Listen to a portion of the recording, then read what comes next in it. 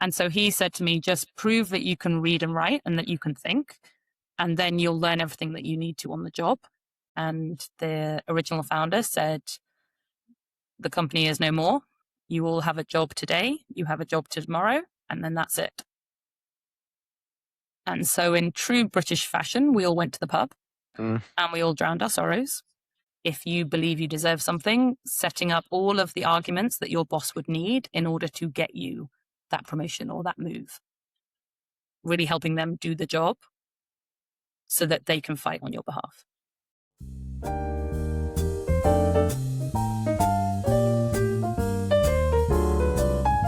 Okay, so Claire, when we were doing the pre-production work, something I've got to confess to. My wife is such a big Harry Potter fan that as I was doing this and I was going through back and forth with your LinkedIn profile and making the notes, every once in a while I'd put Ravenclaw down. I would not put Ravenstreet. Do you get that? Absolutely. And actually, the name does have a bit of a unique origin in that my surname used to be Street. My family name is Street. My husband's was Ravenscroft, which sounds even more Harry Potter. It does. But I'm a big feminist. I'm very much open for the fact that people get to choose. You can choose to take your husband's name or you can choose not to. I didn't want to take my husband's name. He didn't want to take mine, which is completely fair enough. So we kind of smushed them together and made what we like to call our own dynasty. So we are now Ravenstreets, and both of our kids are Ravenstreets as well. Okay. So have you ever seen this? Like they usually sell them at like fairs where it's like they've got like a database of last names, and then you can kind of map. Like you guys are like ground zero then. Yeah. For the we'll never be able to find personalized merchandise unless we make it ourselves. I mean, if your first name's Victor, you'll never find personalized merchandise. Lots for Vince's. And it's funny, you can't see this, but behind my camera, hanging down with a piece of painter's tape is a piece of paper below my ring light. And it says Ravenstreet ! Just so I don't make that mistake. Like these are the things you go through. This is what perfection looks like on this side. I appreciate it. For sure. Look, and I appreciate you stopping by today. I'm glad Nikki was able to connect us. It was a joy to talk to her and to meet the other half of the Sixth Suite. But we're going to get into that in just a bit. But let's start first with where you are right now, because you're at Zenith and you are the SVP of Digital Data and Strategy. So tell everyone what Zenith is and what your role there entails. Yeah, so Zenith is one of the 3 media agencies that sits underneath Publicis Media. So obviously, Publicis being a very large advertising holding company that has both creative, PR, media, technology, consulting, pretty much everything under the sun. Publicis Media being the media arm, and Zenith being one of the 3 media brands. We're actually the smallest of the media brands in Canada, but we have offices globally. And as you said, I'm an SVP, so Senior Vice President of Digital and Data Strategy. So essentially, I have my portfolio of clients that I support, but I have a digital and data background. And so the other part of my role is to help support the whole agency and all of our clients on our use of and our application of digital and data. Obviously, it's at the heart of everything that we do now, and it's constantly evolving. So being able to be that voice that can help look across clients and help advise and to share insights from one to the other that just help everyone perform better. We're going to jump back to that later on in the episode. But as always, we go back to the beginning, I say. So I definitely detect a hint of an accent here. Sounds like we've got the United Kingdom. So tell us where you're from. Yeah, so I always start when people ask, you kind of go, well, how well do you know the UK? And obviously for the listeners, it might be very broad. So I'm from England, specifically from just north of London, a county called Hertfordshire. And then I actually come from a very small village within there. That would be where I kind of count where I'm from. But I was actually born in kind of North England, in Yorkshire. I definitely do not have a Yorkshire accent. But we moved around a lot when I was younger. My dad was in the army. So lots and lots of homes before we ever settled, but we settled in a little village called Redbourne, which no one will have heard of. I like that you use the term village. I had Rory Petty on about 2 years ago, and he was also from a village just north of London. And then you go in and talk to him about it, and he goes, but it's at the end. I think it was the end of the Northern Line. And I'm like, so you have a tube stop and it's a village? And he's like, yeah. So I know that, was it like a village in like a traditional sense is what people would think, where it's a very small town, or is it just kind of a small town that happened to have the term village? No, it's a very smaller than a town. So I know Rory as well from the UK, obviously small world. But no, Redbourne has a common in the middle of it with a cricket pitch that actually overlaps the roads. So they stop the traffic when Jeez. the cricket is happening on a Sunday. And it's, I know the common is where you used to be able to raise your animals if you didn't have a field. So it's kind of old school.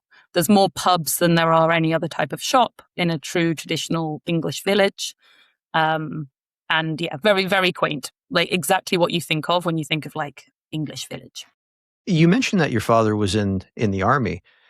Did you, and that you guys moved around a lot? Were there any moments where you guys, say, moved to I guess you could sort of say a base outside of the UK? Yeah. So we spent a bit of time in Germany, as Osnabrück. I was very young, so like under the age of 5. So I don't remember it. My sister went to school there, but I would have been in kind of daycare, nursery, and then mainly just moving around the UK. He was posted to Ireland for a bit during the Troubles, so we obviously did not go. He was in Kuwait for a bit. Really? But all places that families did not kind of join. Your interest in hobbies, how did you find sport? Because a lot of people have a very diverse section of like hobbies, sport will be mixed into it, but it seems like it was nothing but sports for you.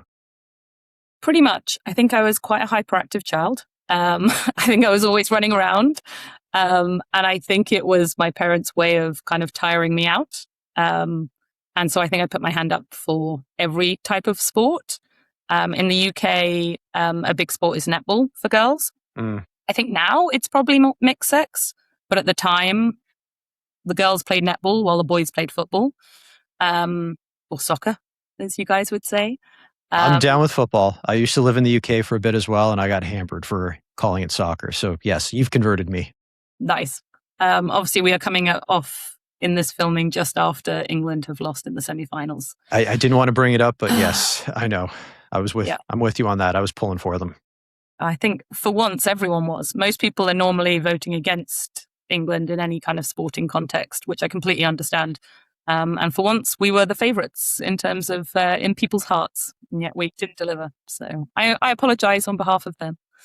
But yeah, so from netball, I played tennis, I did gymnastics growing up, moved into trampolining, competed in trampolining at university. There was actually quite a good anecdote on that in terms of we went with a media partner taking my team for a social event, and they chose to go to a trampoline park. And I'd never told anyone that I used to trampoline. Obviously, it's not really something that comes up in conversation. And so I kind of just quietly took myself off while they were playing like dodgeball or whatever else you do while you're messing around in a trampoline park. And was like, I wonder if I can do one of my old routines. So just kind of like wandered off to one of the kind of more professional trampolines and started doing some flips and stuff, and then stopped and then turned around, and like my entire team was just stood on the edge of the mats, just watching like, huh? Because it was like second nature for you. You were just like getting back into it. It's kind of like when someone can play an instrument, like the guitar, and nobody really knows, and they just kind of pick up a guitar and start strumming along or playing a piano in a store, and people are looking at them like, where did this come from all of a sudden? But rugby was also a big part of that as well, because you still play it now today. Yeah, absolutely. So I found rugby at university. A couple of my friends played, and they invited me along for a social. So once again, English drinking occasion. I was all for it, and so had a great time with them, and they kind of persuaded me to come along to tryouts, and found that I absolutely loved it. I knew none of the rules. I had never really watched it before. My parents aren't particularly sporty. My dad likes F1, and that's pretty much the extent of it. But I just had so much fun and found that it was actually the sport I probably should have been playing all along. I'm quite a physical person. I used to play in goal for football and used to throw myself at people's feet. I wear glasses, and I actually got contact lenses at the age of like 9 or 10 because I was playing in goal and I kept like, getting hit or going too close to people's feet. And so my mom was like, yeah, you can't be wearing glasses while you're throwing yourself around like that. Yeah, I think it's just an incredible sport to make real long lasting friends. You're kind of literally putting your body on the line for your teammates. So especially moving countries, a lot of my close friends now are from my rugby team. So it's just an incredible sport. I really, really rate it. Okay, a couple of things there. One, your dad and I would get along great because I've been watching Formula One for well over 30 years. And going back to rugby, so I mentioned I used to live in the UK and I got a chance to take in a Six Nations match. It was Italy versus Scotland, and Italy trampled them, which was interesting being there. It was interesting being at Murrayfield, and the first try was scored in like 30 seconds. But it was interesting because my friends over there kept comparing it back to like traditional gridiron American or Canadian football. And they just couldn't wrap their heads around our version of that sport, which was derived from rugby. And I'm wondering if you heard that as well. Like some of the things they'd say to me is like, you're wearing a helmet and all this padding. Why does the play stop when you hit the ground? Whereas in rugby, you're not wearing all that padding. And if you want the play to stop, you just don't touch the ball. Just stay away from it. Go. Yeah, I think people do a bit of a disservice to both sports when they try and compare them because, like, I love American football as well as rugby. It's just such a different sport. Obviously, you've got 10 seconds to impress if you're on an NFL team. Like, you have such a small amount and there's so many players just waiting and hovering to be able to be swapped in at the next play that you have to go all out. So you are running as fast as you can. You are hitting as hard as you can. And you are committing yourself 100%, sometimes with some really dodgy tackles. Mm. Whereas in rugby, you have to last, as your prop, minimum a half. So 40 minutes, probably normally 60. And if you're a back, you're likely on for a full 80 minutes. So like you have to conserve some energy. Like players have got much, much fitter as rugby has become more professional. And so the people have got larger, they've got fitter, they hit harder, but they still don't hit as they would if they only had to be on the field for 10 seconds. And so I understand that NFL players should wear helmets because they are a lot more reckless with their bodies in that moment. But I also think rugby is the more endurance sport when it comes to athleticism. And obviously I prefer it because I play it. Okay, I'm going to name drop someone from rugby. Johnny Wilkinson. Okay. I don't know much about rugby at all, but I know he was kind of at his peak when I was watching it over there with my English and Scottish friends. He cupped his hands like this just before he was about to kick. Do you do the same thing? I don't, but I definitely have a routine. So I do kick. I do some of the conversions for my team. And there's definitely, like with a lot of repetitive skills, you have certain set motions that you do that get you into the right physical position, the right mental position to be able to perform. And so for him, that was the holding the hands together, sticking his bum out and crouching down. And it worked for him. God knows he won us a World Cup. So that's not quite my style, but I get it. I ask all of my guests about their very first job. You were the first one to come back with a traveling petting farm. So take us through what exactly a traveling petting farm is. And I love how you guys call it a petting farm. We call it the petting zoo over here. But just take us through how you got that job and what it entailed. Yeah. So to me, a zoo includes like elephants and giraffes. So I'm glad it wasn't a traveling zoo. No, it was a friend of a friend who knew someone who had this farm. And the way that they made money was they pretty much packed all the animals into essentially a caravan and drove it to fairs and fetes. So like a county fair, a school fair. And then they'd set up a load of fences and little enclosures, and then you could pay to come and pet the animals. So great fun, like as I don't even know, 12-year-old, I want to say. Very unrestricted in terms of labor laws, for sure. I remember a chicken escaping and having to wade into a river to try and catch it again. we definitely had lots of like baby bunnies and baby rats. Obviously, people didn't want to hold the big rats, but they were very happy to hold the baby rats. And so we used to have them in like the pouch of your hoodie, because obviously they need to stay warm and they're all snuggled together. Very unethical now, would definitely not do it as a, right thinking adult.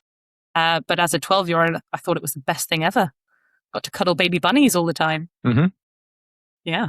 What did you learn about yourself doing that job? Like, would you say that you started to learn about some of the things that you liked doing versus what you didn't like doing as you sort of evaluated what professional life could look like? I know it's a little deep for a 12-year-old, but usually in hindsight, people look back at that and go, oh, subconsciously or consciously, I was learning what I liked and what I didn't like doing. Kind of the stuff they don't teach you in school.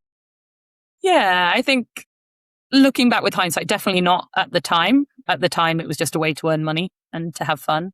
I'd say looking back, I'm a very sociable person. I get a lot of energy from other people. And so it was great from that point of view. All these people coming, you're the inverted commas expert. You're the one that has all the animals and can hand them over and show them how to handle them correctly. So definitely learned that I enjoy that side of things, like engaging with people and being able to bring them into something that I'm doing.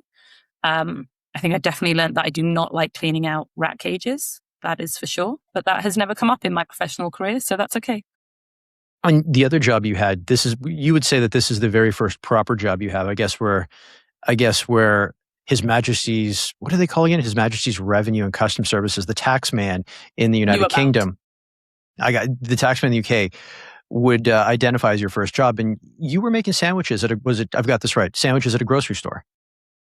Technically not making the sandwiches. Okay. That was definitely the bit that the authorities didn't know about. I was behind a deli. So as part of a grocery store or supermarket, as we would call it, we have all the fresh meat like cured meats and cheese and things like that. So I was behind that kind of counter, serving people. I used to get incredibly bored. And so I used to challenge myself to try and remember all the codes. So every, obviously, item that you're selling has a code, and once you cut it and weigh it and put it on the scales, you have to enter the code so it brings up the right price. And so my challenge to myself was I had to be able to enter the right code without ever looking at the tag. And it was my way of amusing myself. And then the other way was I would take some of the offcuts that weren't wanted, and I would go and meet my friends that worked in the bakery, which was just next door to the deli in terms of inside the grocery store. And then we used to hide behind the ovens, and we'd make ourselves little sandwiches and surreptitiously eat our ill-gotten gains, I guess, behind there. Was this at Tesco? Sainsbury's. Sainsbury's. Okay, that was close. Nearly. Morrison's would have been my next guess, but you'd said no. But okay, this I find very interesting about you. You went to Durham University and you studied geography. But there's an interesting story in there as to why you chose geography and what kind of skills you were looking to sharpen for your future. Yeah, I had always kind of thought that I wanted to end up in advertising. It was definitely something I knew nothing about, but I had kind of an idealized view of what it would be. And my uncle founded an advertising agency, and so I went to him and said, hey, I think this is something I want to get into. Would you recommend I go and study advertising at university? And at the time, there weren't very many good advertising degrees in the UK. Like now, there's loads, and there's some really reputable, really well-founded courses. But at the time, it was definitely a growing side of the kind of marketplace. And so he said to me, just prove that you can read and write and that you can think, and then you'll learn everything that you need to on the job. And so I kind of thought about the courses that I'd already done and the subjects that I could go and do at university. And I picked the one that I thought I could enjoy, and actually that proved that I could do all of those things. And that ended up being geography. What did the geography degree look like? Because what I've learned through university, and I didn't take geography, is it goes into like different divisions. Like it could be things like looking at physical locations and maps. It can tap into the sciences a little bit in geology. It can be a little bit more cultural, like almost like anthropology. What were the type of classes you were taking in your geography degree? Yeah, so mine was definitely more the latter. So in the UK at the time, you could take either physical geography, so more of that geology side of things, or you could do human geography, which was more of the how do people impact the environment and how does the environment impact people, essentially. Um, Everyone obviously always jokes that a geography degree is just learning how to color in between the lines on a map. I always thought I wanted to do the physical side of it. And I actually applied to the human geography course, knowing that I would be able to swap and that it was easier to get into the human geography Oh, course in nice. terms Very of shrewd. applications. Yes. And then actually after having done like a term or two, I think, I decided that actually I definitely enjoyed the human side of geography more than the physical courses. You still took a couple in your first year. You kind of had to have a mixture before then your second and your third years, you specialized a lot more. And so I decided to stay the course and stay on the human side of things. And when you graduated, why not go even further with it? Because it sounds like you had a good time. I had a great time. I really enjoyed it. But I never imagined that I wanted to go into a geographical field. When it comes to especially the human side of things, a lot of geography degrees lead just to teaching. And that's true. My mum was a teacher, and I'd seen, unfortunately, how awful it was for her. And so I'd never wanted to go into the teaching profession. I think they are incredible people that do incredible work and are vastly underpaid, vastly underestimated. They don't get given the resources that they need. They don't get given the time that they need. And everyone jokes that they get, 3 months off a year. And that is not the reality. Having seen my mum working all hours, marking papers, creating, amazing murals and things like that in her classroom, just so that people had a good environment. The amount of oversight and testing that they had to do in terms of like forcing children to do test after test after test instead of teaching, it just wasn't a route that I wanted to go down. And so I went back to the idea that I wanted to stay in advertising and try and find something in that field and try and learn more about it. On that point right there that you mentioned about how your mom was forced to test and not teach so much. I had a question for you because it sounds like you weren't crazy about that either. Were you the type of person that did better on your assignments than your exams? Because that was me in university. Like I knew the exams were not going to go well. Muscle memory was not there. So I had to work extra hard at my assignments to kind of make up for that shortfall. I definitely did better on assignments than exams. But I was also one of those annoying people that I did okay at most things. Like I never excelled in any one particular thing. I kind of describe myself as a jack of all trades, master of none. There's nothing wrong with that. Which is why I kind of moved into the job that I ended up moving into. But I definitely found education and learning comes quite naturally to me. I'm a very curious and inquisitive person. And so I never really found school boring. I obviously had a teacher for a mum, so I don't think that was ever going to be an option. Kind of the importance of education was instilled very young. And so I loved school.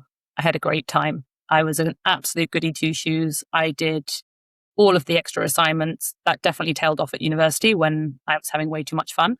I think I probably did the bare minimum at university. But learning and education had always been something that I'd excelled at for sure. Did you ever consider entering the military following in your father's footsteps?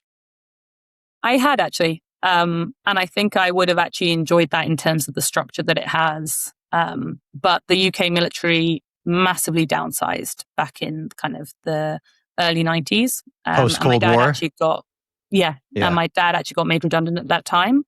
So the kind of the scale of the army. Sorry, they can actually do. I've never heard of that. Like I've heard, there was like what I've seen in Canada before is that they will take in fewer applicants, and that's kind of like they're downsizing on the front end. But I've never seen that on the top end. No, they had a big reduction in the kind of military forces that they had, and so my dad, I can't even remember what age he would have been, probably about 40s, mid 40s, got made redundant. And that was a massive change for us as a family, but also especially for him in terms of his identity. He'd become a major. He was used to kind of a certain way of the world running. The military at that time was a very insulated, unique environment, I would say. Like everything is taken care of for you or within a certain restricted environment. So like when you're posted to like Germany, you have the Navy, which is your grocery store, and it's on barracks and it imports food from your home country. Everyone else there is from your division. So you're not really living in another country. You're just living in a military British kind of enclosure, but somewhere else. Nowadays, that's completely changed. Like the scaling back of lots of military, I believe, has meant that it's a lot more open. It's a lot more integrated. There's a lot less of that. But especially when my dad came out, from what he tells me, it was a massive shock. I was too young to comprehend it at the time. But even just like not having accommodation, we'd always lived in army accommodation. And then suddenly my parents had to find somewhere to rent and then decide if they wanted to buy. And my mum had always been a teacher, so she had a job that she could do anywhere and that she could travel with my dad and still do. But my dad had to pretty much figure out what transferable skills he had and how he could apply that to the kind of commercial world versus the military world. So he moved into logistics because he knew how to make stuff happen, get the right contacts, put in the schedules, put in the process. And he was very good at it. So he worked for grocery stores and security firms and different things throughout my like later life, applying all those skills from the military into the commercial world. Just to stay on the topic for one more second, do you think had he not been made redundant, you would have given it more thought and possibly gone that route? Yeah, very likely. I probably also would have gone to an international school. I probably would have gone to boarding school. It was the kind of done thing. As the parents move around with the military to make sure that the kids have a good education, you stay in one place. Kids need consistency. Yeah. It would have been a completely different life, for sure. Well, do you think you still would have found your way to, nice segue into your first job after university in media at iLevel, because you started off as a digital planner and buyer. So take us through what iLevel is or was and what your role there entailed. Yeah, so I knew I wanted to work in advertising. I didn't really, as I said, know much about it. And so I just applied to loads of grad schemes. I think about maybe 14 in the end, and did a couple of interviews. And one of them was for this company, iLevel. And they were an independent digital agency based in London. And it was right at the beginning of when digital was becoming a more sophisticated media channel. So it wasn't right. They founded right at the beginning, but when I was joining in kind of 2008-ish, it was becoming more mainstream. The company had about 100 people in it. And my part of that was working specifically in display. So we had teams that did paid search, we did affiliates, we had SEO, and then we had kind of a digital hold all that we covered kind of display and video and native. And it wasn't called that at the time, but kind of a role. And my specific job, I actually found out later than a lot of the other grads that I'd got my job, because my job was actually dependent on them retaining a client. So there were maybe 14 grad kind of placements. Each of them had a client and a role that they would graduate into. And my particular position that they were considering me for was on a telecoms account, Orange Telecoms, and they used to run the performance side of it. So MEC, now Wavemaker, ran the brand activity, which didn't really include much digital. It was mainly kind of TV and out of home at the time. And then iLevel ran all of the digital activity, which was mainly performance. By chance, did you get hold of do you remember when Orange used to run those ads in the cinema, where just before the movie would be like, don't let your mobile phone ruin the movie?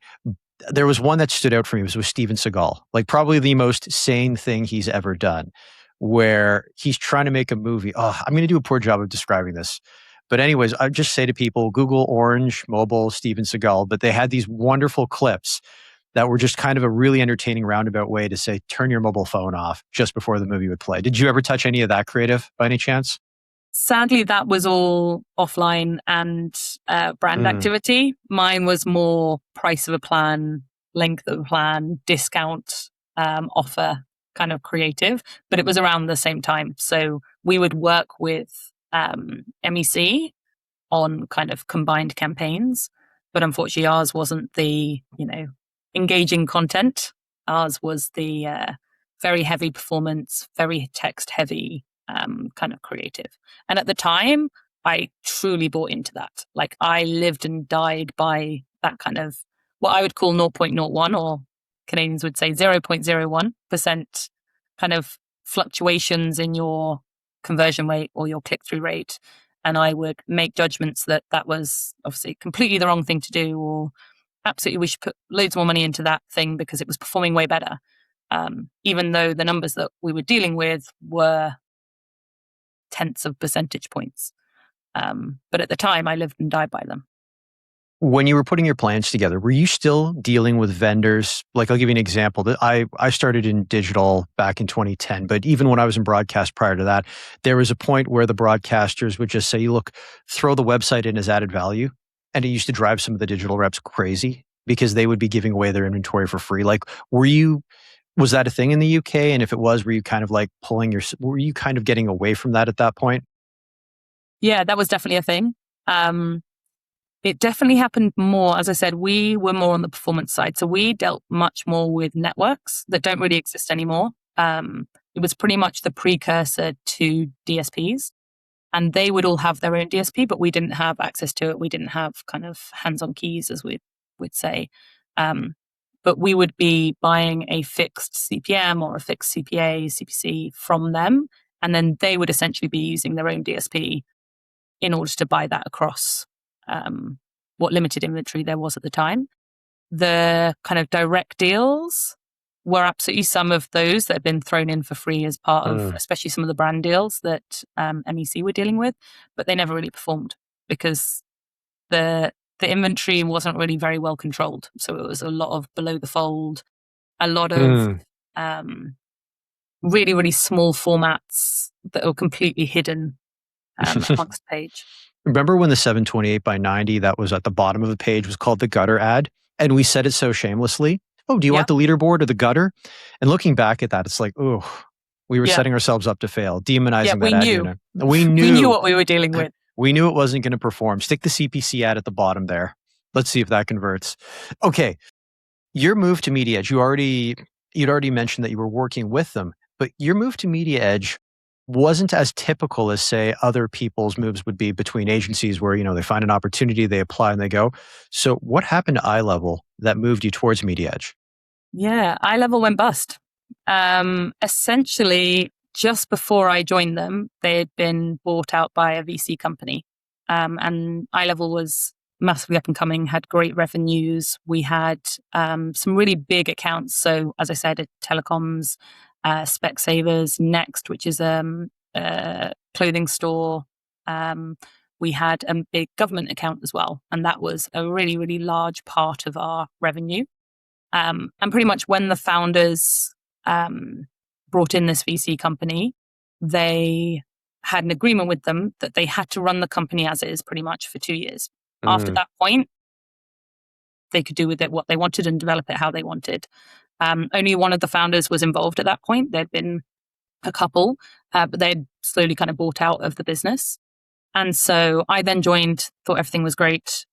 We lost the big government account about a year later after I joined. And essentially the VC firm was just counting down the days until they could pick apart the company for scraps. And so the day that they actually could have broken apart the company was actually a bank holiday, a stat holiday. And so they couldn't. And so it actually happened on a Tuesday. We all came into work. I remember I was working on a report because of course all the reports were meant to be due on the Monday, but had been delayed to the Tuesday. So we were manically trying to get something together way quicker than we would normally. And then we all got called downstairs to one of our biggest meeting rooms that could house the whole company. And everyone was obviously gossiping on the way down the stairs, trying to figure out what had happened. And none of us guessed correctly because we all kind of stood there and the original founder said, the company is no more. You all have a job today. You have a job tomorrow. And then that's it. And so in true British fashion, we all went to the pub and we all drowned our sorrows. And then kudos to the leadership. The next day, they organized for pretty much every major media agency to come in and present to the staff why we should go and work for their companies. Because that's wonderful. Yeah, it was incredible. And the ones that did it massively gained from it. Like, it's probably felt like a charitable thing to do at the time, but it was very savvy. You had, I think at that point, maybe 140 digital experts in a time that wasn't really a thing. You had specialists in affiliates and search and display, and all major agencies were trying to build that at the time. They were kind of trying to build their teams, trying to build their tech, their expertise. And so they also, a couple of them, so Starcom in particular, they kind of said, hey, over the next couple of weeks, feel free to use our offices for interviews. It doesn't even have to be for us. You can have competitors in here. If you need a space to work or have interviews or calls or meetings, just come and use our reception. Like, they had a big open kind of area, lobby area. And so they did very well. Like, Starcom got a load of people straight away from eye level. I was in a slightly different situation in that my husband, I met at university, then boyfriend, was about to graduate soon because he did an extra year and I had started working. And he was starting a job the following fall. And so we had decided we were going to go travel Southeast Asia for 2 months. And so I had agreed with iLevel, a sabbatical, so an unpaid sabbatical, and it was starting in 6 weeks' time. And I had paid for the flights, and that was it. I had no money to actually go and travel. That was what the next kind of 6 weeks of paychecks was meant to be. No. And so my husband was actually running the Berlin Marathon the week that iLevel went under. And I rang him, and he was like, obviously just after running a marathon, absolutely knackered, and was just like, hey, how are you? And I was like, my company's gone bust and I haven't got a job and we haven't got enough money to go traveling. But MEC obviously had the brand side of Orange Telecoms. And so Orange decided to award them the rest of the activity. And so with 48 hours notice, they took on probably about a $30 million pound account, maybe even 40 million. And they didn't have staff. They didn't have background. They didn't have passwords for all of the reports, or any access to any of the kind of tech. And so they actually didn't do it very well. So where everyone else was coming into the agency and presenting why you should come and work for us, MEC interviewed every single person that worked on the Orange account and said, why should we take you? And so over, maybe there were 40 odd people that worked on that account. Me and one other person went over to MEC because everyone else was being wined and dined by all these other agencies and all kind of went off to bigger and better. But I needed a job the next day. I needed the paycheck to be able to go traveling. And so, iLevel went under on the Tuesday. The contracts ran out on the Wednesday, and I think I started on the Monday at MEC. Was that a very matter-of-fact conversation you had with them where you said, here's how I can help you. I can get you going for the next 6 weeks, but then I'm gone because I've already got this planned? Yep, absolutely. It was, I was very open, very honest. Like, this is how long you have. If you want me to help, I will absolutely help. I know all the contacts. I know all the KPIs. I know all the reports. I know all of the open briefs. I can help you. I was still fairly junior at the time, so I think they absolutely wanted someone more senior. But by the time they realized their mistake, I was all they had left. So I had a great 6 weeks. I was planning and getting involved in all of these things that maybe I had been slightly excluded from before and only been able to activate or kind of do the doing when someone else was doing more of the thinking. I got to work with loads of media partners because, of course, suddenly I was in charge of massive budgets that they all wanted a part in. And I made some great friends at MEC because I knew I was only there for a short time. And so I kind of just threw myself into it. And by the end of it, they offered to pay for my flights if I didn't go. Well, They wanted that's me good to of them. stay. But I knew that it was very rare that from now onwards, myself and my now husband would both have this kind of opportunity and this time off. And so, went off traveling to Southeast Asia. So my career at MEC was very short. So what was waiting for you when you got back from Southeast Asia? On paper, nothing. I didn't have a job to come back to. You didn't try to negotiate with them to say, hey, I'm only gone for 2 months. Like, I'll be able to slide right back into the role and the opportunity when I get back, or was that just never part of the discussion? They offered. They 100% offered. I didn't want to tie myself to it before I left.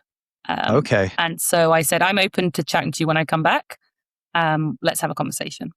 I think that's the smart thing to do, because let's say you were tied to that, you might be a little anxious on your job, or not your job, on your vacation, wondering what's ahead for you. Yeah. I think on one hand, it would have been obviously a little bit of a more reassuring choice. You've got a kind of job and a role and a paycheck to come back to. I was living in London at the time, and London rent is not cheap. But also, I didn't know if it was exactly what I wanted to carry on doing. Like, I'd had this taste of media. I definitely accidentally got into a really good role in terms of right at the beginning of digital expanding. And I personally think once you understand digital, it's a lot easier to understand other media channels. I think, as you said, you came from broadcasting and then learned digital. I think that's much harder to do. Oh, it is. And then at one job I had, I was kind of serving as like the de facto digital specialist for like local broadcast people, like radio and television and other markets. And like, I've told this story a couple times, I think, on the podcast, where I would get calls from them. I remember once someone called me, and it was a popular Canadian TV station and their website where people could stream the shows. And then we're going back about 10 years. And they're just like, yeah, in the Edmonton market, I just sold 1 million impressions Wednesday night for this show. And I was like, good for you. Now you need to get everyone in that market to watch the show 3 times. And they just couldn't understand. Like, I would get questions like, so what is prime time like for digital? And I'm like, it's not the same. It's on demand. We follow the people don't follow us. I'm like, your schedule doesn't own anyone anymore. No. Yeah, it's a completely different world. And the metrics, I would say, yes, the data behind it is so much more complex than any of the other channels, at least used to be. Obviously, everything's catching up, I would say, in some way or means. But I think I definitely had a really good foundation by starting in digital, knowing nothing and kind of understanding that as kind of status quo before I then kind of went on to learn other things. And pretty much when I came back from traveling, I had nearly 140 people that had all gone into all of the major agencies in London and had all passed their probation because they'd all been there at least 3 months. And therefore, they were eligible for referral bonuses. And so I reached out. I reached out to people and said, hey, what's it like at the place you've gone to? And everyone gave me their different stories in terms of what the culture was like, what the role was like, what the clients were like, what the leadership was like. And then I think I had something like 14 interviews in 1 week. And Starcom was the only one that was offering a 360 planning role. Everyone else, rightly, saw me as a digital talent, and they were still trying to grow their digital teams. And so I had the opportunity to take much more senior roles, but in the digital space specifically. And I chose to take kind of one of the lower offers, I would say, but with the opportunity to move into 360 planning. How did Cineworld Cinemas factor into this? Was this before Starcom? If I got everything in the right order? No, it was after. So I worked at Starcom for a couple of years. Okay. Working in 360, so learning TV and print and out of home, and still a lot of money in the digital space, and lots of evolution in that. A lot more access to upfront planning and audience insights and strategy and things like that I hadn't been as involved in, especially not on the, obviously, a performance buyer side of things. And I loved being able to see everything. I very much enjoy being able to see the big picture and being able to shape the overall direction. And this kind of role gave me that opportunity. One of my major clients was Cineworld Cinemas. Okay. And so I had worked with them, both brand and performance, for a number of years. And then they went through a restructure. And while they were going through a restructure, of course, it included layoffs, and they removed people from the marketing team. And they knew that, at least the marketing leads knew, that they had no control over this. It was kind of done by head office. But they knew what they had to deliver in that time, and that they wouldn't be able to deliver it with the staff that they had. And so they requested for me to come and do a secondment with them. Okay, so you were kind of like, could we say it's kind of like how a Premier League team will then put you on loan to another? Kind of like how Beckham started at United but was on loan to Preston North End? Yeah, 100%. There we go. Nice. My salary was still paid by Starcom. My employment contract was still Starcom. But I was kind of like a line item on a media plan that Cineworld would pay for. But I worked full time for Cineworld. So I stepped into a brand manager role. And pretty much it was in the lead up to the holidays. So running a lot of their kind of Christmas and holiday campaigns. But getting, once again, even more kind of access to the bigger picture. So briefing creative agencies that I'd only ever previously worked with and, requested delivery dates from, and sat in creative presentations and just told them what needed to be done for media, and then ended up briefing them and giving them feedback and everything. PR company, having to work with our internal product teams, with a lot of the individual cinema teams. Learned a lot about kind of the buying process that happens internally at a cinema chain. Doesn't happen now, but back then, they had a series of film buyers, and their whole job was to decide which films would fill how many screens in which cinemas. And so they were the people that all of the studios would be in contact with and try and impress with their slates, and, try and sell them on what celebrities were going to be in and which audiences were going to come and attend the certain titles that were being released. So I love film, and it was great in terms of I got to come to their summits where all of the different studios presented their latest slates and tried to sell the buyers essentially on which were going to be the big blockbusters of the next season and the next year. And I'd been invited before, but as obviously a vendor, and then being able to be sat there as a kind of brand lead was a different experience for sure. But I definitely found that level and that role specifically, and obviously I was only there as a secondment, I wasn't fully embedded in the business. I was definitely much more of a coordination between lots of different agencies than a strategic thinker in that organization.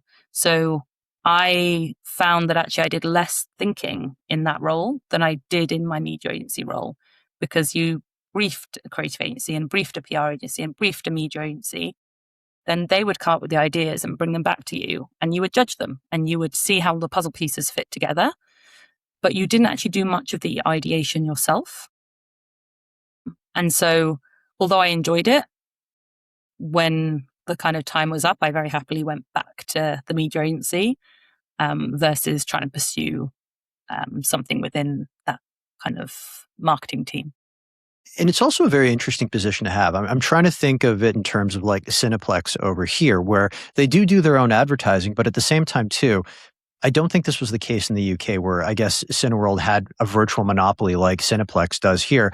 But in a weird way, the movie budgets almost support the cinema's marketing efforts, because pick whatever blockbuster it is that was out at that time. They're telling people to go to theaters to check it out. And if that happens to be the closest theater, a Cinema World one, it's that movie, it's that theatrical budget that's driving people to those cinemas. Maybe not necessarily the marketing budgets or the marketing or advertising campaigns from Cineworld themselves.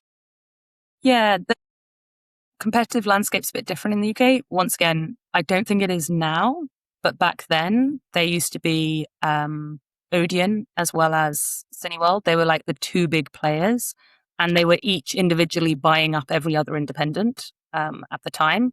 But there were actually some quite big franchises of independent cinema chains as well. And the difference with the UK, and it's similar-ish to Canada, but the UK population is approximately double the Canadian one. And obviously the land space is a hell of a lot smaller. So you have a lot of people that are within commuting distance of multiple cinemas. So yes, absolutely. The movie studio money drove people to cinemas, but you had to try and get them to your brand of cinema. Gotcha. There was quite a lot of co-branded activity. And then there was specific cinema branded activations as well. Okay, really quickly, what's better? Sweet and salty popcorn or buttered popcorn? Oh, sweet and salty. I'm with you on that. I wish we had that over here. Okay, so not to digress. So you come back to Starcom and you started off as you're a planning senior account executive, but you go into planning manager. So let's talk about that role a little bit. How did your responsibilities change? And did the responsibilities start to satisfy what you were looking for?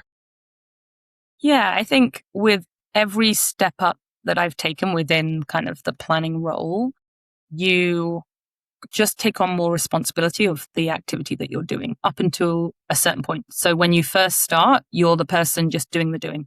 Someone else figures out when it has to happen, what has to happen, and you just do it. Then you move up and you start taking on more of the responsibility for setting the agenda, the timing, but maybe you're not doing as much of the strategic input and as much of the decisions, but you're helping enable it all. And then as you move up to something like a planning manager, then you're actually receiving some of the briefs. You're actually getting to make more of the decisions and actually be able to pull that plan together. You're kind of the owner at that point of what a brief looks like from start to finish, instead of just being a contributor. And then also obviously with a manager role becomes management of people as well. So you take on responsibility for the junior people on your account and developing their careers and developing their understanding and their learning and development and their integration within the agency, which is something that I really enjoy, kind of having team responsibilities for sure. Was that a bit of a challenge, though, at the beginning? And I say this because a lot of people, as they start to move up the ladder, they're doing less and less of the stuff they really loved doing, like planning and buying. And like you said, managing people a little bit more. Their life becomes more about the P&L, spreadsheets, looking after people as to whether or not they're getting what they need and so forth. Was that something that you relished, or did you find that you were still striving to hang on to some of those responsibilities? Because let's be honest, and I'm speaking from a sales perspective, once you start to move on to leadership and you get out of like the day-to-day of sales, I'll admit that you become a little bit more dull. People are going to say otherwise, they'll fight me on that, but it's almost like carrying even a small territory keeps you sharp. Yeah, I would say at that level, when you're kind of manager, director, you're still very much involved in the work. What I would say is a lot of people struggle, and I definitely struggled with letting go of stuff. So as you move to a manager, like I said, other people should be doing more of the briefing of media partners. They should be doing more of the evaluation. You're still there. You're still asking questions, but you're not the one actually writing the brief. You're the one checking the brief. And I definitely struggled with the idea that someone else would do it as well as I would. And I knew that I could do it in a certain way. And that's half of the skill, is learning how to set expectations and teach someone the right way to do something, and then be open to them telling you a different way, and you accepting that as long as it gets to the outcome that you want, that if that's the way that works best for them, then you have to be fine with it. And that's definitely a struggle to begin with. I would say the time that I found that you're moving away from actually the work is more when you're into the kind of group account director, VP kind of level, at which point, yes, most of your job is managing the people and enabling them to do better work, bringing them the right resources, making sure that contracts are really clear so that everyone's on the same page, making sure the relationships with partner agencies, creative agencies, PR agencies, and the client are positive and they have lots of feedback in them so that those people can do the work in the best possible way. And that's really sad when you don't get to be involved in the actual work, because that's what you've known the whole time when you've been kind of growing up through the industry, for sure. It's something I hear from creative directors. It's like they get to the top or they're running an agency and they're not doing all of the kind of fun stuff on set that they found really engaging at the beginning. So from manager, you go to director. And at this point, is this where you're starting to explore opportunities abroad or even in Toronto? Yeah. So it kind of started with conversations with my boyfriend at the time. And I had moved to London after university and he had moved to Bristol, which is a city maybe a couple of hours away. And he was even more of a country kind of bumpkin than I was. And he had always said, I never want to live in London. People are horrible. They never talk to anyone. It's too busy. And so we'd got to a point in our relationship that we wanted to live together. And we were like, okay, well, if it's not London, it can't really be Bristol. There were agencies there, but not with the opportunities that I wanted. And so we started considering, okay, well, maybe let's move abroad. Like, let's try it out. We're young. It'd be fun. We'll do it together. Therefore, we at least know someone. And then lots of his friends moved to London and he started coming and hanging out a lot more. And obviously in London, you don't live downtown. No one can afford to live downtown. But when you're a tourist, you go downtown. And so there's this whole other side of London where real people live. And London is one of those places that just grew and grew and grew and swallowed all of the little towns and villages near it. And so London is actually an accumulation of lots of very distinct places. And so once he started hanging out in the places that we hung out in, he was like, actually, I kind of want to give London a chance. And so he moved into London, we moved in together. And so that kind of stopped all conversation of traveling abroad. And then after a couple of years, kind of, I guess the thought had been somewhere in our brains, and we started thinking about it again in terms of what kind of next would look like for us. And we were like, actually, that is quite a fun adventure. I think we want to try it. We can always come back. We have all of our family in the UK. Worst comes to worst, if it doesn't work out, doesn't matter. We can start again. We had that kind of safety net. And so my husband will deny this, but I believe we had a list of kind of criteria of things that the place had to have that we were going to need if we moved abroad. And so one of them that one of us would be able to move with our companies. And obviously Publicis has companies all over the world. We wanted somewhere with seasons, somewhere that wasn't constantly hot or constantly cold. Canada definitely has seasons. It definitely does. There had to be lots of sports. As you said, I love sports. My husband loves sports. We love to watch. We love to play. There had to be a majority English-speaking population because neither my husband or I are very good at languages. It's not something that we are adept in. And we didn't want to be those expats that only speak to expats. We wanted to have local friends and we wanted to be actually part of the culture that we were living in, not kind of separate to it. My husband is an aeronautical engineer. His company only had offices in Malaysia and the UK. And of course, Malaysia did not tick all of those boxes. And so we started exploring through Publicis where we could potentially move. I think the situation at the time was quite different to what it would be now if I was trying to move with the company. But at the time, the Canadian office was very small.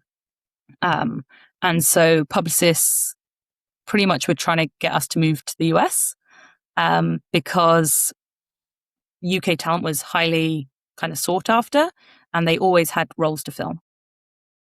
For us, in terms of those criteria, it pretty much left Australia, New Zealand, the US, and Canada. And we said, Australia and New Zealand's just too far away from family. My parents, his parents, our friends come and visit us all the time. We can go home all the time. In an emergency, I can be home tomorrow.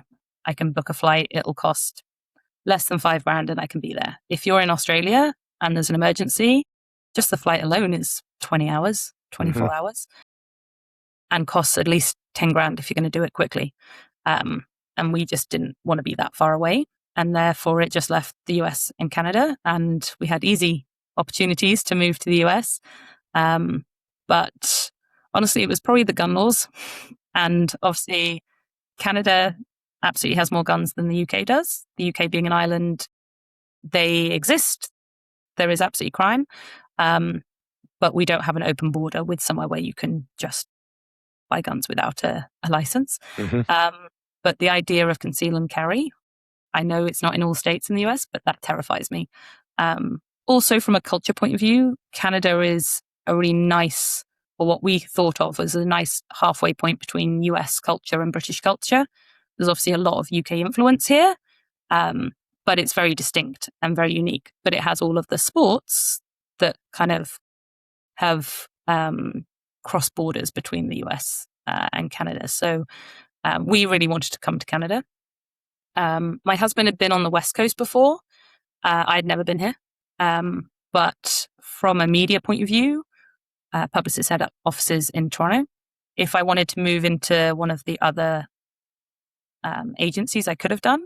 And we could have gone to Vancouver, which is where we originally wanted to go so that we could go snowboarding and skiing. But we ended up in Toronto and we're actually really glad. We've been to Vancouver quite a few times. We love it, but it's got the same, obviously, weather as the UK. It does. That's one of the things that we're so happy that we moved away from. And we've got skiing and snowboarding here as well, too. Oh, we got very excited about that when we first moved here. And so we went up to kind of Collingwood area and we paid our ridiculous amount of money for a ski pass. And then we went down the hill. And then we went up and down the hill about 10 more times just so that the ski pass was worth it. I think it's great as a one-off, but unless you're doing lessons, it's not particularly satisfying. You spend more time in the queue for the lift than you do actually coming down the slope. So you didn't dabble with it in the UK then? Because I know there are some spots, especially in Scotland, because when I was living over there, people would be like, they'd hear I'm Canadian, they'd be like, you must be a big skier. And I'd be like, no, not at all. That's what they wanted to talk about.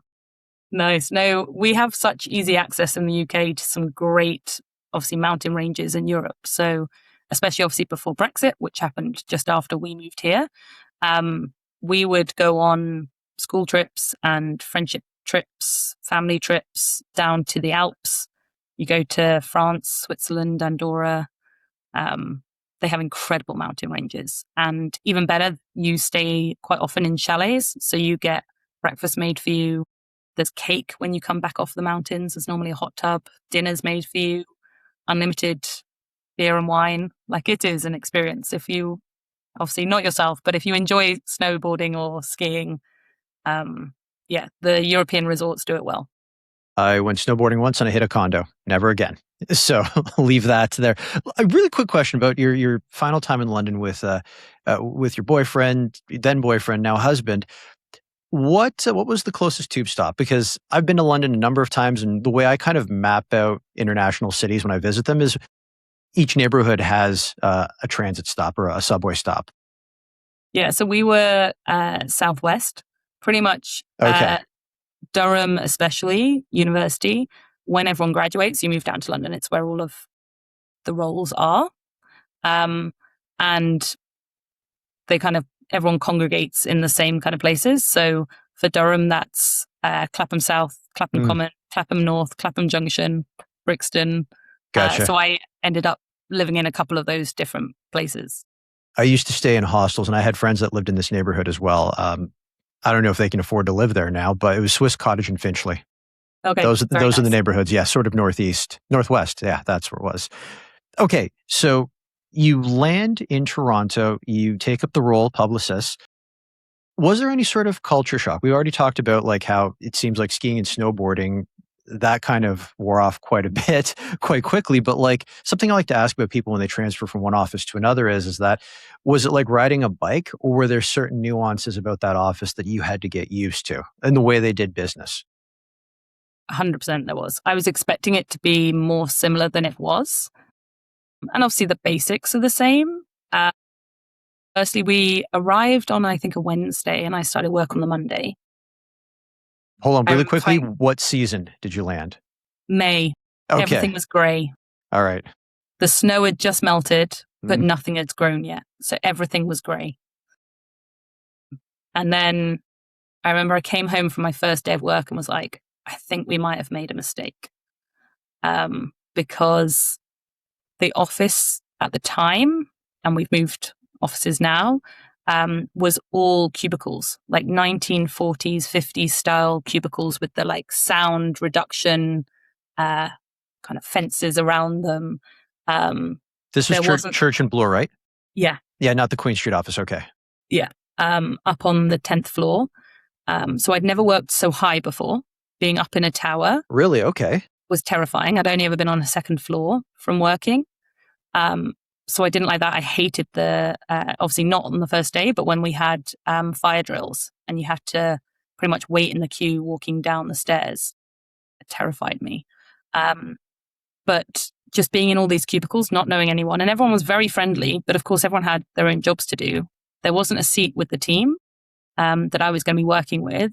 And so I was kind of sat in a cubicle on my own. Every so often someone would pop by and check I was okay. But otherwise there was like silence essentially. And I was used to our UK office, and we'd recently moved to Farringdon. They've now moved to White City, but it was all open plan, big floor to ceiling glass windows, lots of natural light, lots of chatter, lots of things going on. Some people's worst nightmare, and some people wish the cubicles would come back for sure. But I love being part of the chat and the conversation. And even eventually, once I ended up moving into an office, I hated it because no one would come and chat to me. Even if I had the door open, I like hearing what people are talking about and finding things out kind of through osmosis. And yeah, that first day was such a shock in that sense. I think what I learned from a media point of view is that it was really weird in terms of some things were actually quite advanced in Canada versus the UK. And then vice versa, some things really weren't. So like mobile was way more advanced in Canada than it was in the UK. Yeah.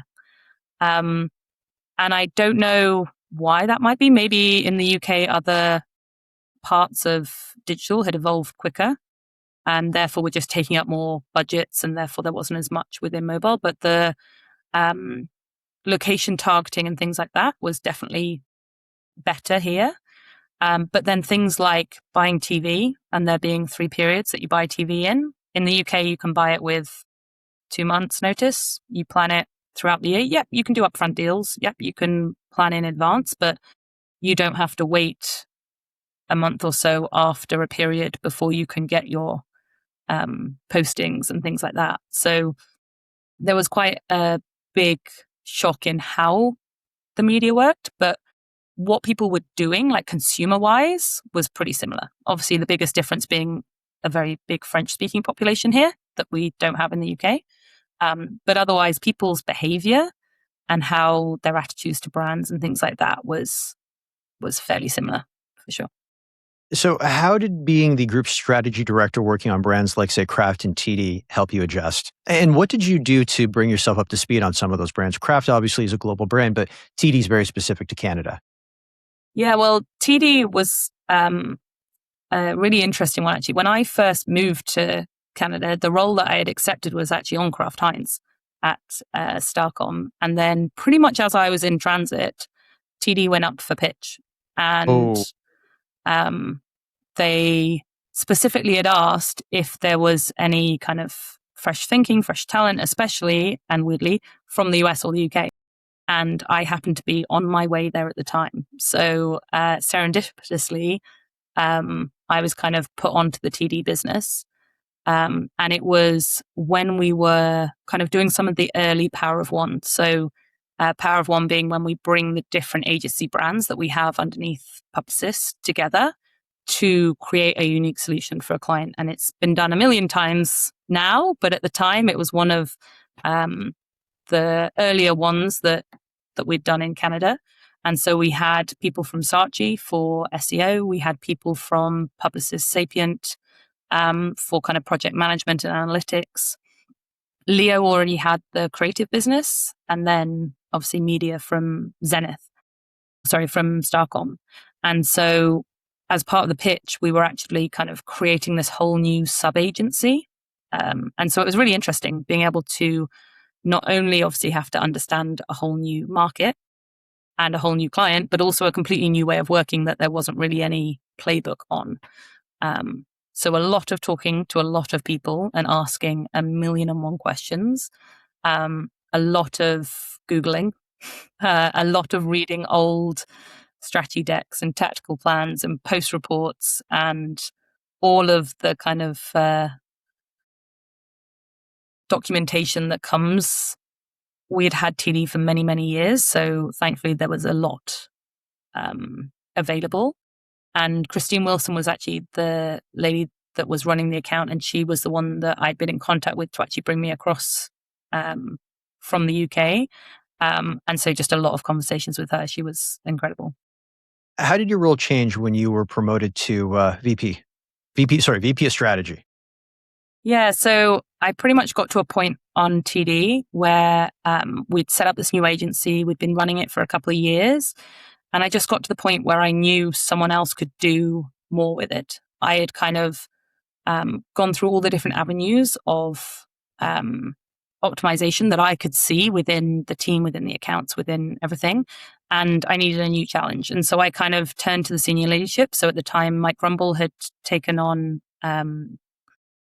Unison, which was our Power of One solution, who obviously is a previous podcast guest. And so I sat down with him and said, hey, I need a new challenge. I'm not quitting. Like, don't worry, I'm not despairing. I'm not going to leave you in the lurch. I'll stay with you for a month or so. If there's another role at Publicis, I'm open to hearing about it. Otherwise, I'll find myself something else, start looking for my replacement. I'm moving on, essentially. And thankfully, I was in good enough stead that Alistair, who was the CEO of Publicis at the time, I think once again, serendipitous timing, there was an opening as the VP on Kraft Heinz. And so they'd offered me that role. And so I was very happy to stay within the agency and move into a new position. As I said, the more senior you get, the more your work is around building the team, supporting the team, much more obviously top level client conversations. How can our agency overall help their business grow versus what media buy are we going to do to drive what result? And so a lot more of those conversations. How do we optimize how we work together? How do we explore new opportunities together? What business problems do you have that maybe you haven't spoken to us about before that we maybe can try and find a solution and work together on? And so, yeah, very good timing in that sense. And I really enjoyed it. Some great people, both from the client side and internal. Another big culture shock. Another one of your previous guests, Jill, used to work as the group account director on the Kraft Heinz business. And I hope it wasn't me, but she decided to hand in her notice. But I was going off on my honeymoon or even to get married. I think I was going to get married. And she handed in her notice the day before, and I was going to be off for 3 weeks. In the UK, a group account director would be on 3 months' notice. Maybe, I think I was on 6 months' notice when I left the UK. Obviously, here, that is not the case. And so I came back from getting married and she'd gone, which was a massive shock in terms of, obviously, expectations of continuing a business and building a team. And someone can go in 2 weeks. It's a very different approach that you have to succession within a team and pivots that you have to make in terms of hiring. Well, you need an entire industry in line with that, because to give 6 months notice, that means you have to get a job that someone else is willing to wait 6 months for you to start. And wow, that that kind of notice and even having that kind of foresight to say, okay, we're going to need to hire in 6 months and so forth. Sometimes you see that when people are doing it at end of year for the next year because they're creating new positions or growing the department, but just for like one-to-one replacement. Wow. Okay. Yeah. I think somewhere in between is probably the sweet spot. I think maybe a month's notice I would be better in terms of your planning, but also kind of management of a team for sure. Well, something I wanted to ask, the conversation you had with Mike where you said, hey, you were looking for more, but you also wove in there the fact that, look, if there's nothing here for me, I'm probably going to start looking for something else. I'm curious, by chance, was your work visa tied to that job specifically? Like, could you freely look for another job, or would that sponsorship have to transfer from Publicis to whoever that new company is? I had just got PR. Ah, okay. All right. Yes. Once we'd been here to be fair, not even just, once we'd been here about a year, we knew that we wanted to stay. Like, we always came to Toronto thinking this is for a little bit, if not forever. If we don't like it, we'll go home. If we enjoy it, we'll continue. And by about a year, we realized, no, we really enjoy this. This is where we want to kind of build a life. And so we applied for our PR. You can do it as long as you can prove you're going to be in the country for 2 years. And so we had visas for 2 years. And so we could get PR. And so we actually got PR before even the 2 years was done. So we could freely move jobs if we wanted to. We then did our citizenship as well after another couple of years, so that we never had to continue doing the paperwork for PR. Okay, perfect. Okay, that's a great way to set it up. And you know what? Had we not adopted O Canada in the 60s, we'd all be singing God Save the King. Yeah, well, I think I prefer O Canada. Gotcha. Okay, so let's bring everything full circle. The opportunity to become the SVP of Digital and Data Strategy, and again, moving over to the Zenith side of the business, how did that present itself? Like, did someone pop it on you one day, or was this a position that you were kind of creating for yourself through various responsibilities and then building a case for it at some point? Yeah, so I moved into an SVP role within Starcom first, I believe, and then moved into Zenith when kind of it was put forward that they were going to bring the brand back. Became an SVP when we relaunched Zenith, I believe. So I think Nikki's spoken about it on the podcast as well. But I was off on leave for a couple of months. And I came back, and literally the first day at 10 a.m., I spoke to Chris Saunders, who was my boss at the time. And she said, hey, there's this opportunity. Not sure if this is the right timing, but I wanted to put it in front of you. Nikki's asked if you'll help her launch Zenith. And my immediate thought was, this is the worst timing ever. I'm just coming back. I'm not sure I want to take on something else. And then that quickly flipped to, actually, this is probably the best thing. Focus my mind, do something different. And so kind of threw myself into it. And yeah, with Nikki, just perfect kind of balance between my focus more on clients and media and kind of planning and building that kind of a team. And Nikki obviously having the kind of business acumen and kind of strategic leadership and being able to bring those two things together. And we knew about each other beforehand. She'd been in Apex. I'd worked with her and her team, but we hadn't worked particularly closely before. But we get on like a house on fire. So, yeah, it just worked seamlessly and kind of no barriers. There's nothing stupid that you can say. Everything is taken into consideration. And a lot of kind of give and take in that relationship. And it just worked really well.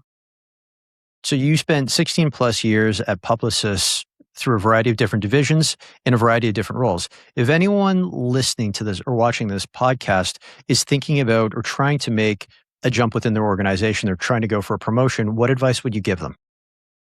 Yeah, I think I never expected to stay at Publicis for this long. Obviously, the usual tenure in an agency, I think, is like 2 to 3 years. But I've always been given new opportunities. I think, yes, you have to work hard. Yes, you have to make a good reputation for yourself. But also you just have to communicate and have open conversations with your leadership. So like at every opportunity, I would be discussing what I needed more of. I would be looking at the job descriptions and proving that I had fit kind of, or done something that fit all of the different parts of it. I was very open and honest, like with the conversation with Mike, of when I needed something more or a new challenge, or I thought I deserved a promotion. It doesn't always happen in the right way. It doesn't always happen at the right timing. There was definitely some frustrations in there. But as long as you have a good enough reputation and you've been able to show what you can do and the value that you can bring to a company and the relationships that you have to be able to have those conversations. So it's just open and honest communication. And if you believe you deserve something, setting up all of the arguments that your boss would need in order to get you that promotion or that move, really helping them do the job so that they can fight on your behalf. And we're going to close it off before rapid fire questions with throwing to the Sixth Suite, the podcast that you co-founded and co-host with Nikki Stone. So Nikki gave us her side of the story as to how the podcast came about, but want to hear your side. Yeah, so I would definitely say it's Nikki's podcast. It's part of YQ, her advisory firm, and it's part of like an extension, like with the book that she's written. And I was on my second maternity leave at the time. And we'd gone and done some yoga together and had a coffee, and we're just having a catch up. And she was telling me her big kind of audacious plans for what she was kind of going to move to and what she was doing in the future. And she mentioned the fact that she wanted to do a podcast. It was going to be an extension of the book, talking about business and really the sixth sense that business leaders have and how people can apply it to their own leadership and their own kind of businesses. In the kind of maternity leave haze of, all of the free time that you have while keeping a human alive, it is not easy. Don't get me wrong. I was like, yeah, I want to be part of that. That sounds fun. I knew I would be really annoyed if she did it with someone else. I knew I would always want to wonder what would have been if I'd have been there with her. And I wanted the opportunity to work with her again. As I said, we work really well together and I really enjoy it. So I was like, yeah, I'm on board. And I guess very naively, even when we were filming the first couple of episodes, I slightly forgot anyone would actually hear them or see them because we were doing it in a studio behind closed doors. Know where you're going with this. Knew about it. And then once the first couple of episodes started getting released and people would come up and ask me about it, media partners, colleagues, even when I would be introduced to people at events and they'd be like, oh, no, I recognize you. And this whole, not obviously any level of scale. It's definitely within our media world for sure. But definitely an exposure that then when we came to recording later episodes, I think I was a lot more conscious of what I was saying and how I was saying it. Whereas those first couple, I slightly forgot that we were even doing something kind of professional. It was just really for fun.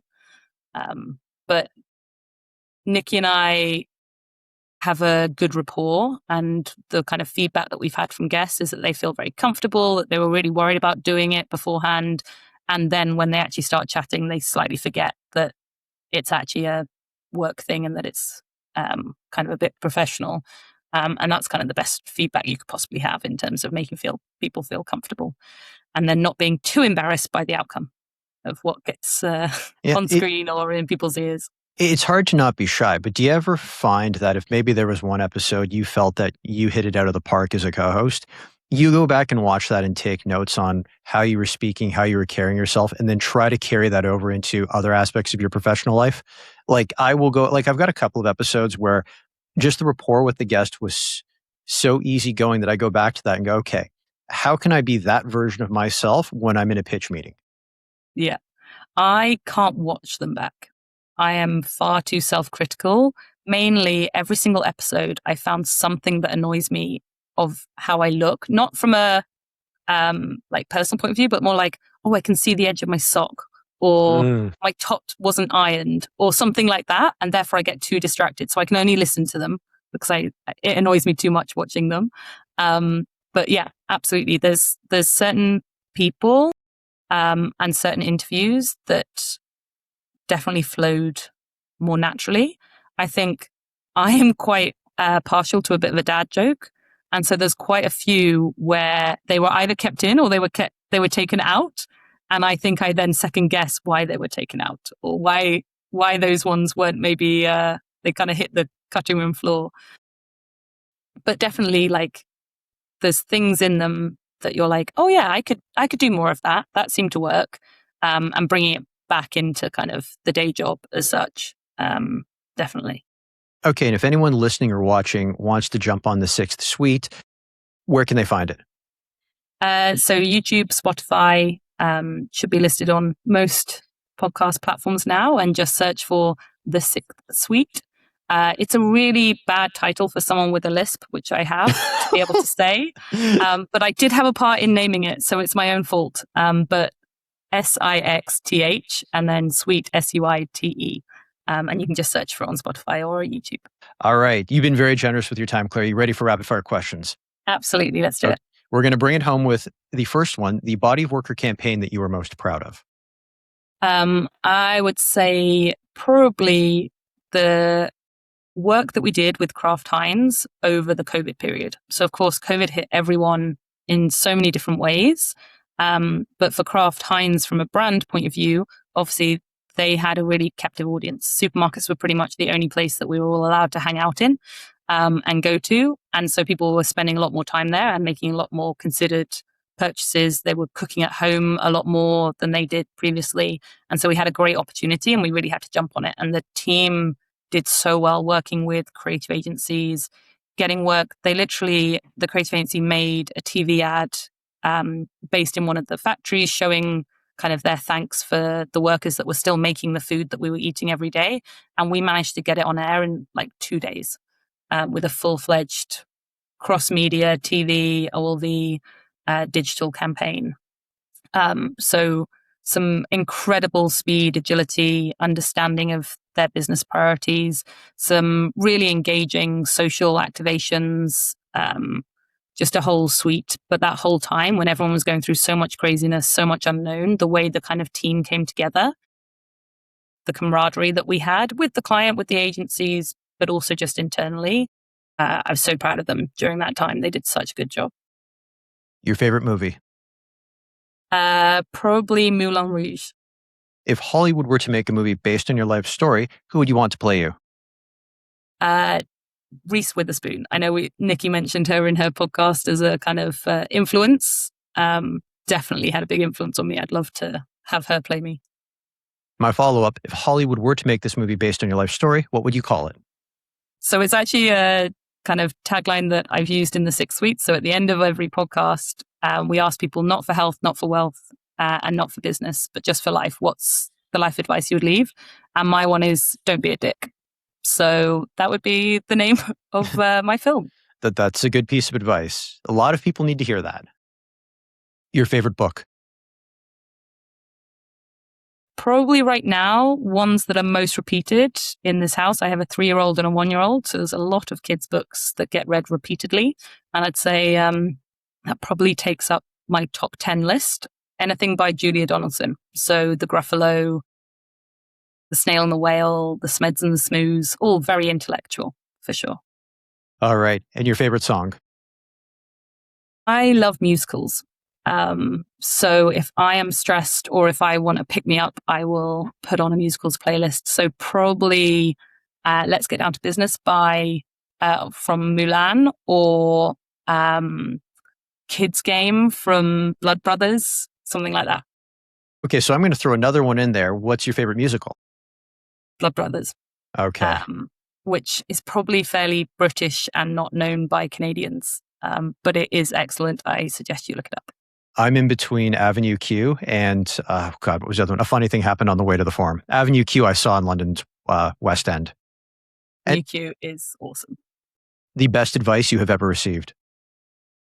Probably one that Nikki would have given, which is treat the receptionist like you would everyone else. And I hope I naturally do that in terms of treating everyone with respect, but doesn't really matter what you do in life in terms of career and job, but we're all just human and treat everyone as you'd want to be treated yourself. Okay. If you could go back in time and give your younger self advice, what would you say? Don't rush.